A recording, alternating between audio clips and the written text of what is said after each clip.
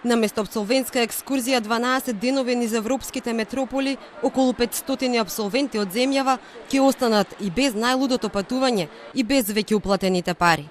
Требало да тргнат на 14 април и да прошетаат низ Италија, Франција, Шпанија, Холандија, Чешка, Австрија. Иако одлучиле да ја почитуваат препораката на владата и да го откажат патувањето, денеска револтирани ја обседнаа туристичката агенција Рапсоди.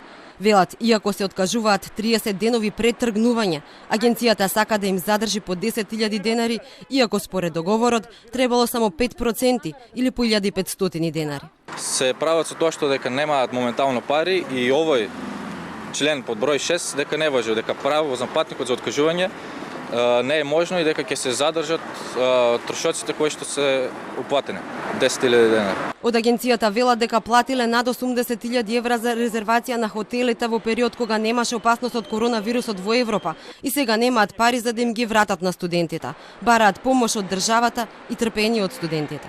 Реалните трошоци се повеќе од 11.000, меѓутоа она што на секој можен начин пробуваме да го направиме е да бидат задржани 10.000 денари, кои што, да повторам, одат како ваучер на наредно патување. Како ќе бидеме обештетувани од страна и на осигурителните компании согласно законските провизии и враќањето на парите од хотелите, истите веќе им е кажано дека континуирано во известен временски период ќе им бидат вратени. Туристичката фела денеска излезе со 10 барања до владата. Велат секторот е пред колапс, загубите се 80%, откажани се до 70% од странските тури во земјава, а и патувањата на македонците надвор за 90%.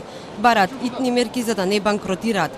Тврдат и дека тие немале осмомартовски тури за Италија, но имале за Германија и Франција. Моментално се случува буквално нула. Сите тури се откажани, значи буквално све до претпоставуваме во комуникација со нашите партнери дека до крај на мај, а најверојатно и јуни се комплетно загубени. Значи сите буквално држави презимаат мерки да се ублажат тие последици со цел да успееме да ги задржиме луѓето на работа. Од Министерството за економија пак им порачаа ситуацијата со коронавирусот да не се користи за постигнување придобивки.